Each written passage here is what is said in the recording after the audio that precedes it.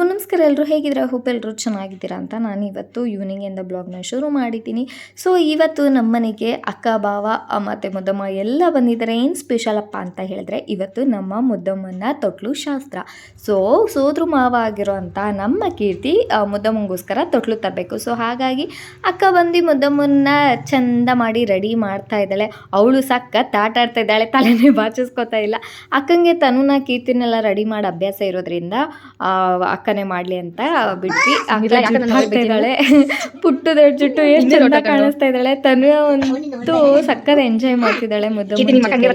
ಅವಳಿಗೆ ಮುದ್ದಮ್ಮ ಅಂದರೆ ಭಾರಿ ಇಷ್ಟ. ಸೊ ಹಾಗಾಗಿ ಇವರೆಲ್ಲ ರೆಡಿ ಮಾಡೋಷ್ಟೊತ್ತಿಗೆ ನಾನು ಅಡುಗೆಗೆ ರೆಡಿ ಮಾಡ್ಕೊಳ್ಳೋಣ ಅಂತ ಹೇಳಿಬಿಟ್ಟು ಅಡುಗೆ ಎಲ್ಲ ಮಾಡಿಟ್ಟಿದ್ದೆ. ಸ್ವಲ್ಪ ಸ್ಪೆಷಲ್ ಇರಲಿ ಅಂತ ಫ್ರೆಂಚ್ ಫ್ರೈಸ್ ಮಾಡ್ತಾ ಇದ್ದೀನಿ.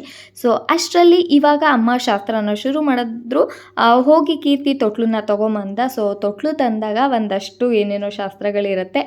ಯಾರು ತಂದಿದ್ದು ಏನು ಅಂತ ಹೊರಗಡೆ ನಿಲ್ಸೆಲ್ಲ ಕೇಳೋದಿದೆ ಸೋದ್ರ ಮಾವಂಗೆ. ಅಮ್ಮ ಆ ಪ್ರೋಸೆಸ್ನೆಲ್ಲ ಮುಗಿಸ್ಕೊಂಡ್ರು. ಈಗ ಕೀರ್ತಿ ತೊಟ್ಲನ್ನ ಒಳಗೆ ತರ್ತಾ ಇದ್ದಾನೆ ಸೋದ್ರ ಮಾವ. ಆ್ಯಕ್ಚುಲಿ ಪಾಪನ್ನ ಕರ್ಕೊಂಬಂದ್ರಲ್ಲ, ಅವತ್ತೇ ತರಬೇಕಾಗಿತ್ತು. ನಾವು ಸ್ವಲ್ಪ ಲೇಟ್ ಆಯಿತು ತೊಟ್ಲು ಶಾಸ್ತ್ರ ಮಾಡೋದು. ಒಳ್ಳೆ ದಿನೆಲ್ಲ ನೋಡಿ ಮಾಡಬೇಕು. ಹಾಗಾಗಿ ಇವಾಗ ಮಾಡ್ತಾಯಿದ್ವಿ. ಸದ್ಯ ಮುದ್ದಮ್ಮ ಎಂಜಾಯ್ ಮಾಡ್ತಾ ಇದ್ದಾಳೆ, ಅದನ್ನು ಏನೂ ಅಳ್ತಾ ಇಲ್ಲ.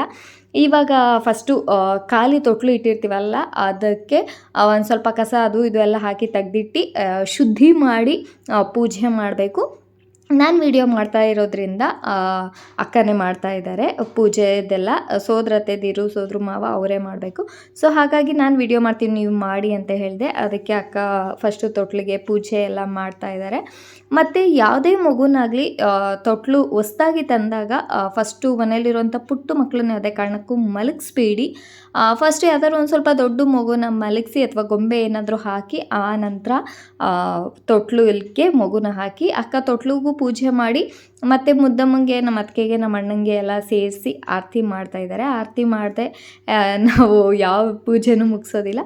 ಸೊ ಹಾಗಾಗಿ ಮುದ್ದಮ್ಮಂಗೆ ಆರತಿ ಮಾಡಿ ದೃಷ್ಟಿ ಬಟ್ಟನ್ನ ಇಟ್ಟು ಮತ್ತು ನಮ್ಮ ಅಣ್ಣ ಅತ್ತಿಗೆಗೂ ಕೂಡ ದೃಷ್ಟಿ ಬಟ್ಟನ್ನ ಇಟ್ಟು ಇವಾಗ ತನ್ನಮ್ಮನ್ನ ಫಸ್ಟು ತೊಟ್ಲಿಗೆ ಹಾಕೋಣ ಅಂತ ಡಿಸೈಡ್ ಮಾಡಿಬಿಟ್ಟು ಅವಳನ್ನ ತೊಟ್ಲಿಗೆ ಹಾಕ್ತಾ ಇದ್ದೀವಿ.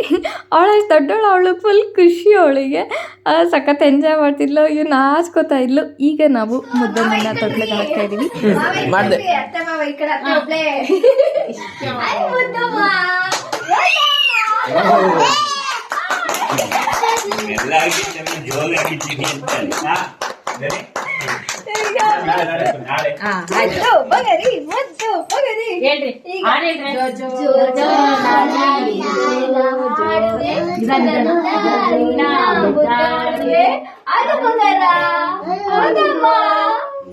ರಾಣಿ ಮಲ್ಕೋ, ಚೆನ್ನಾಗ್ ಉಣ್ಣೋ, ತಿನ್ನ, ನಿದ್ರೆ ಮಾಡುವ ರಾಣಿ ತರ ಇರು ಮಗಳೇ.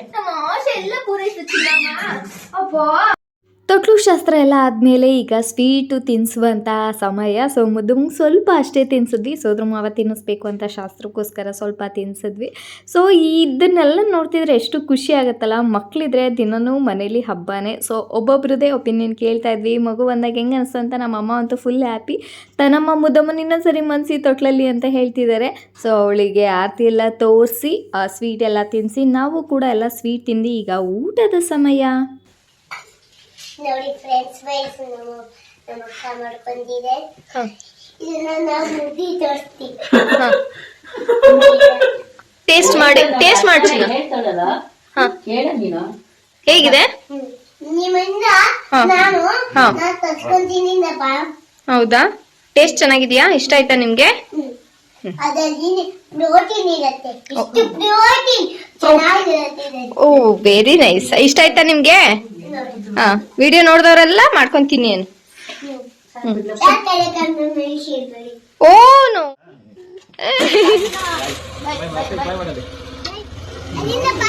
ಓ ಮಗಳೇ ಬಾಯ್ ಮಾಡು.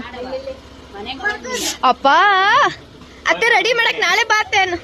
ಅತ್ತೆ ರೆಡಿ ಮಾಡಕ್ ಬಾತೆ ನಾಳೆ. ಬಾಯ್ ಬಾಯ್ ಬಾಯ್. ಅವಳು ಮಾತಾಡಿ ನಿಂತ್ಕತೀನಿ, ಅದಕ್ಕೆ ಇಲ್ಲೇ.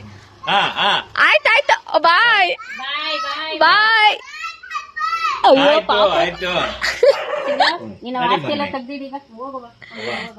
ಎಲ್ರದ್ದು ಊಟನೂ ಆಯಿತು. ಅಕ್ಕ ಭಾವ ತನಮ್ಮ ಕೀರ್ತಿ ಎಲ್ಲ ಮನೆಗೂ ಕೂಡ ಹೋದರು. ನಾವು ಕೂಡ ಮಲಗುವಂಥ ಟೈಮು. ಅಷ್ಟೊತ್ತಿಗೆ ಮುದ್ದಮ್ಮ ಸ್ವಲ್ಪ ಪಿರಿ ಮಾಡ್ತಾ ಇದ್ಲು.